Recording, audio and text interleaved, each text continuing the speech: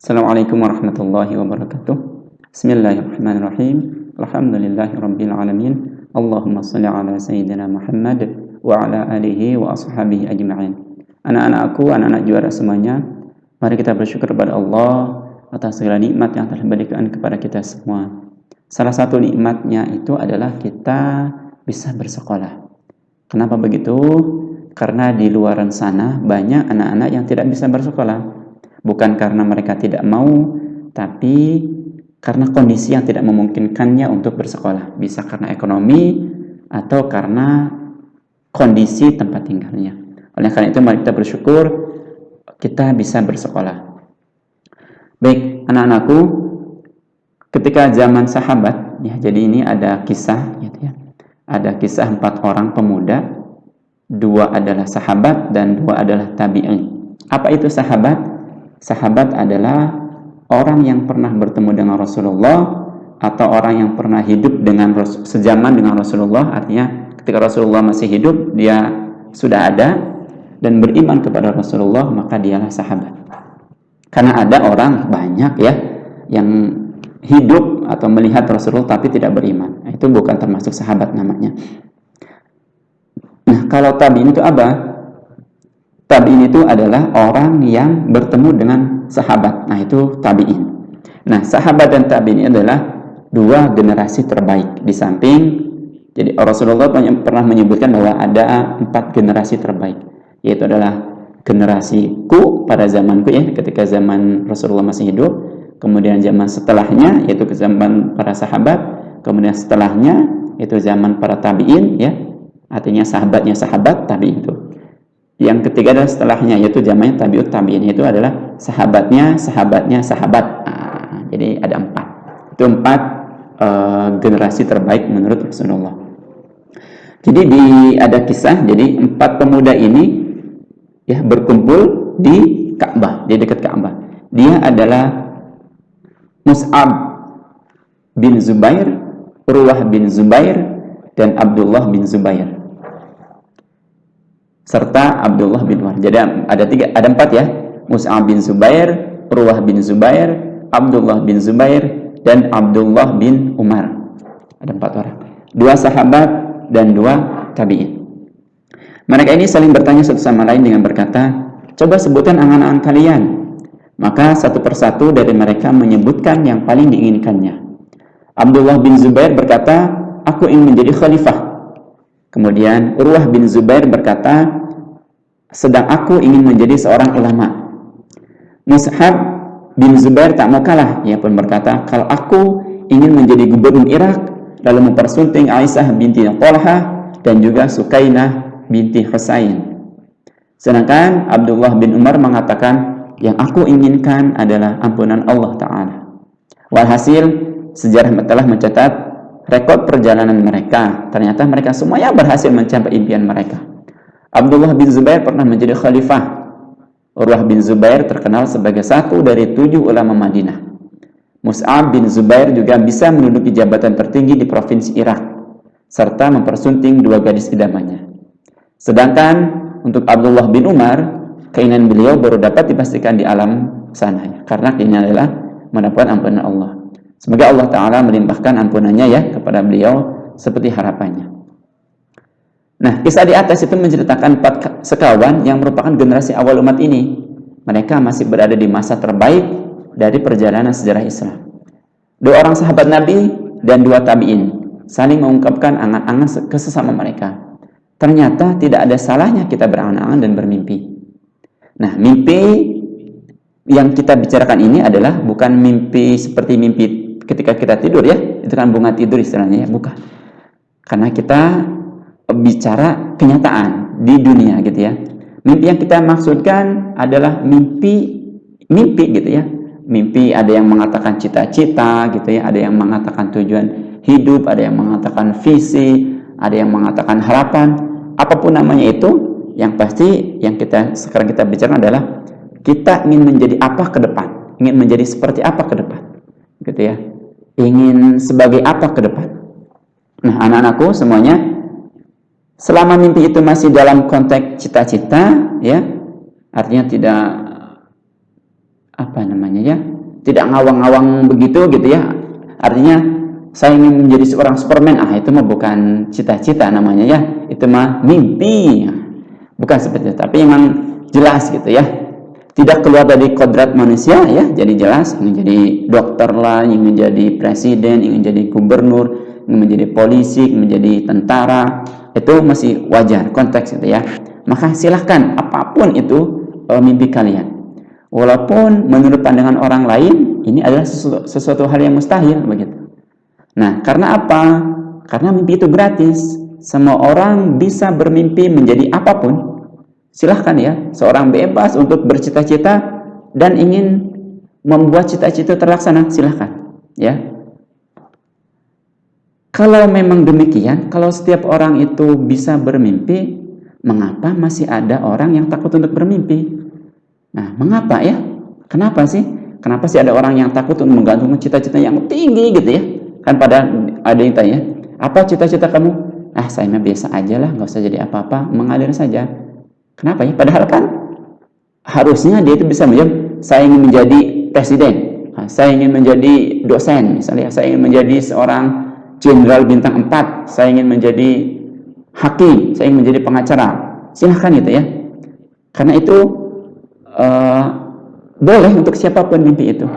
Jadi jangan ketika ditanya apa cita-citamu, nggak ada, nanti terserah Anda aja, jangan ya. Anak juara harus punya mimpi yang tinggi gitu ya. Nah, sekarang jika anak-anak belum punya mimpi yang jelas, silahkan dari sekarang buat tuliskan cita-cita itu setinggi mungkin ya, karena cita-cita mah gratis.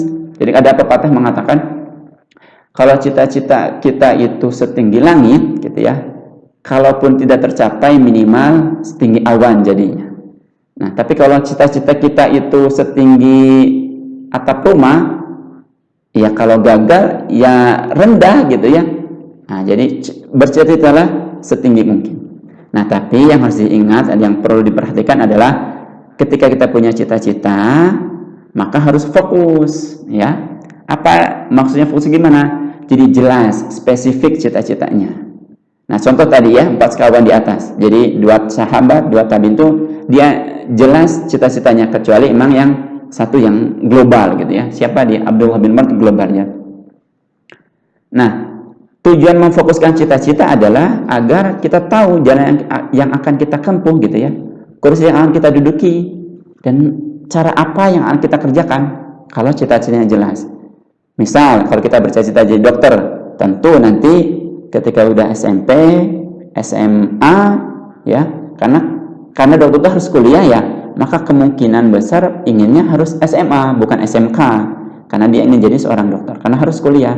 Tapi kalau kita ingin cita-citanya adalah misal seorang engineer gitu ya, misal yang merangkai pesawat, ke SMK juga bisa, karena di SMK ada yang jurusan penerbangan. Nah, dari situ bisa kuliahnya langsung fokus ke tentang pesawat. Silahkan ya. Jadi harus jelas cita-citanya. Nah, dan jangan hanya diam setelah bermimpi ya. Jadi pasang cita-citakan setinggi mungkin ya. Nah, ketika sudah bercita-cita, maka jangan hanya diam. Ketika sudah memiliki cita-cita, harus ada hal-hal yang dikerjakan ya. Kalau moto presiden gitu kan, kerja. Jadi ketika sudah cita-citanya ini, maka harus jelas nih langkah-langkahnya. Berarti saya harus begini, saya harus begini, saya harus begini. Contoh misal sekarang mungkin sedang ramai cita-citanya menjadi seorang YouTuber gitu ya, atau cita-citanya ingin menjadi seorang ahli komputer. Maka harus jelas nih, kalau yang YouTuber maka kalian harus pandai mengedit video, membuat konten. Maka harus jelas, oh nanti saya harus bisa ini ya, jadi harus jelas. Misal kalau ingin jadi seorang ahli komputer, maka harus jelas nih tentang komputer, kalian harus sering baca gitu ya, harus punya komputernya untuk apa? Untuk latihan, karena kalau tidak latihan susah ya kalau ahli komputer ya. Nah, Rasulullah itu pernah menumbuhkan menumbuhkan harapan yang besar ya dalam para sahabat. Jadi Rasulullah pernah menjanjikan bahwa nanti suatu saat itu umat muslim akan menaklukkan Konstantinopel dan Romawi. Coba bayangkan, ketika zaman Rasulullah itu umat Islam itu hanya kecil gitu ya. Kalau sekarang ya umat Islam itu seperti Singapura gitu ya. Kemudian Konstantinopel, Romawi itu seperti Amerika. Coba bayangkan ya. Jadi Rasul pernah begitu bahwa nanti umat Islam itu akan menaklukkan Konstantinopel. Dan apa? Dan Allah mengabulkan janji itu ya. Allah mengabulkan perkataan Rasulullah itu, karena memang kalau Rasulullah sudah berucap itu memang sudah kepastiannya. Kita tidak bisa mengatakan itu sebuah harapannya, karena ketika Rasulullah sudah mengatakan suatu saat umat Islam akan menaklukkan Konstantinopel, itu sudah kejadian gitu ya. Karena apa yang diucapkan Rasulullah adalah suatu kepastian. Tapi dengan Rasulullah mengatakan begitu, setelah Rasulullah itu banyak para sahabat yang berusaha untuk menaklukkan Konstantinopel, dan itu berlangsung sangat lama gitu ya. Berlangsung 800 tahun itu belum berhasil umat Islam menaklukkan Konstantinopel. Nah, ketika zamannya Muhammad Al-Fatih lah gitu ya, seorang pemuda yang punya cita-cita yang besar, yaitu apa? Ingin mewujudkan bisyarah istilahnya ya, ingin mewujudkan cita-cita Rasulullah tadi, yaitu menaklukkan Konstantinopel. Saat itu umur dari Muhammad Al-Fatih adalah, ada yang mengatakan 21 tahun, 22 tahun, jadi sekitar segitu. Jadi bayangkan, seorang pemuda gitu ya, yang umuran 20 tahun, kurang dari 25 tahun, memimpin pasukan untuk menaklukkan Konstantinopel. Jadi Konstantinopel adalah kerajaan Bizantium ya. Jadi itu kerajaan besar ya. Kalau sekarang Amerika Serikat lah ya. Sangat besar waktu itu. Tapi bisa ditaklukkan oleh Muhammad Al-Fatih yang umurnya masih sangat muda ya, 21 tahunan. Kenapa? Karena dia ingin mewujudkan cita-cita itu. Cita-citanya sangat besar. Jadi seorang muslim harus seperti itu. Jadi harus mempunyai cita-cita yang sangat besar. Jadi anak-anakku, bercita-citalah dari sekarang setinggi-tinggi mungkin. Setinggi mungkin ya. Bercita-cita setinggi mungkin. Kemudian dengan cita-cita itu, karena dengan cita-cita itu maka kita akan jelas nih arah hidup kita. Mau apa. Karena kalau orang tidak punya cita-cita, dia asal mengalir saja. Karena ketika mengalir saja, ya dia tidak akan timbul potensinya. Tapi kalau dia punya cita-cita jelas dan teguh dengan cita-cita itu, dengan harapan itu, dengan mimpi itu, maka langkah-langkahnya akan jelas. Nah, anak-anakku, kalau kita tarik dengan sejarah yang sekarang-sekarang gitu ya, misal di kehidupan sekarang ya, maksudnya ya di Indonesia, kalau kita pernah mendengar nama B.J. Habibie ya, dia adalah seorang engineer ya, pesawat terbang. Dia pernah bercita-cita bahwa Indonesia itu punya pesawat terbang sendiri.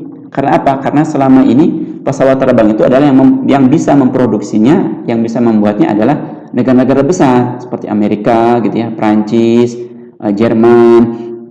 Nah, B.J. Habibie itu mempunyai cita-cita ingin punya pesawat terbang sendiri. Kenapa? Karena Indonesia ini negara kepulauan, maka alat transportasi yang paling memungkinkan untuk menghubungkan pulau-pulau ini adalah pesawat terbang, gitu. Kenapa tidak kapal laut? Karena kalau kapal laut makan lama ya, kalau pesawat terbang cepat gitu ya. Nah, dan akhirnya beliau bisa membuat pesawat terbang, meskipun pada tahun 98 gitu ya terjadi krisis moneter gitu ya, dan pemerintah Indonesia diharuskan untuk menstop gitu ya, oleh IMF gitu ya, kalau kita baca sejarahnya, untuk menstop produksi pesawat terbang, maka berhenti. Tapi setelah itu beliau meneruskan cita-cita itu. Jadi sekarang beliau membuat perusahaan, kalau tidak salah ingin membuat sebuah pesawat gitu ya, kalau tidak salah namanya itu Regio 8 atau berapa. Nah, itu sedang diproses pengerjaan. Jadi memang harus punya cita-cita dan jelas langkahnya. Nah, dari sekarang juga anak-anakku, mumpung masih kelas 7 ya, atau masih kelas 8 atau kelas 9, buat cita-cita sedetail mungkin gitu ya. Buat langkah-langkahnya agar apa? Agar nanti selama sekolah ini jelas nih, mau ngapain nih, mau jadi apa nih. Jadi jangan sampai udah kelas 9 nanti bingung mau jadi apanya. Nanti kalau udah sampai 9, saya mau lulus lanjutnya kemana ya, SMA atau SMK ya. Nah, jangan sampai seperti itu, jangan sampai seperti itu. Harus jelas dari sekarang. Kalau saya ingin jadi dokter, maka harus kuliah kedokteran. Kalau kuliah, bagusnya itu adalah masuk SMA. SMA-nya yang mana? SMA yang favorit, bukan favorit ya, SMA yang bagus. Tapi kan tidak mudah masuk SMA yang bagus ya, harus nilainya bagus gitu ya, harus dalam tanda kutip harus pintar gitu. Nah, harus dari sekarang direncanakan. Saya ingin menjadi misal hakim. Berarti kalau hakim itu kan dia harus ke hukum. Dan dari hukum biasanya dia SMA. SMA-nya itu bukan IPA tapi sosial. Nah, juga harus jelas nih. Gitu. Kemudian saya ingin menjadi apa gitu ya? Saya ingin menjadi seorang tentara, seorang menjadi polisi. Maka setelah dari SMA, maka masuknya ke ada akpol, ada akmil, harus jelas nih. Jadi kemana-mananya harus jelas. Jadi anak-anakku silahkan bermimpi setinggi mungkin. Jadi jangan mengalir, ya nanti aja, jangan. Ya dari sekarang tentukan mimpinya mau seperti apa. Saya mau jadi YouTuber dari sekarang nih. Mumpung masih ada banyak kesempatan, silahkan berkreasi sekreatif mungkin gitu ya, menjadi seorang YouTuber. Jangan sampai nanti ingin jadi YouTuber tapi nggak kreatif, nggak bisa mengedit, ya nggak akan bisa tuh ya. Saya ingin menjadi ahli komputer dari sekarang nih. Sediakan komputernya. Pak nggak punya uang, nabung dari sekarang gitu ya. Nabung untuk beli komputer dan kemudian mengoprek begitu. Jadi biar jelas nih, biar tujuan kita jelas. Jadi dengan cita-cita itu langkah kita jelas. Kesini, jadi cita-cita. Baik, anak-anakku, sekali lagi Bapak pesankan kepada kalian, mari bercita-cita setinggi mungkin gitu ya, agar arah kita tuh jelas langkahnya. Tapi cita-cita yang paling tinggi adalah kita bisa masuk surganya Allah Subhanahu wa taala. Itu yang seharusnya menjadi cita-cita tertinggi. Jadi apapun cita-cita kalian, maka niatkan bahwa nanti itu saya bisa dengan cita-cita ini saya bisa mendapatkan ampunan Allah. Itu yang penting. Jadi jangan sampai ingin menjadi dokter tapi tujuannya hanya kaya, jangan. Tapi ingin menjadi dokter tujuannya ingin menjadi amal baik. Kenapa? Karena menolong orang itu dia dapat pahala, begitu ya. Ingin menjadi hakim, maka pastikan bukan hanya karena harta, tapi dengan hakim itu kita bisa memutuskan hal yang mana yang baik, mana yang benar. Insya Allah itu jadi pahala. Ingin menjadi pengacara bukan karena harta, tapi pastikan niatnya dengan menjadi pengacara kita bisa membantu orang dan itu bisa menjadi pahala. Ingin menjadi ulama juga sama. Jangan hanya karena ingin terkenal, tapi karena ingin membagikan ilmu. Dan itu juga pahala. Jadi tujuan paling tinggi kita adalah harusnya surga. Tapi tujuan untuk mencapai surga itu banyak langkahnya, banyak caranya. Bisa menjadi dokter, ya, bisa menjadi pengacara, bisa menjadi dosen, bisa menjadi presiden, sama. Jadi semua langkah itu bisa menghantarkan kita ke surga. Tapi niatnya harus lurus. Baik anak-anakku, itu saja yang bisa Bapak sampaikan. Terima kasih. Assalamualaikum warahmatullahi wabarakatuh.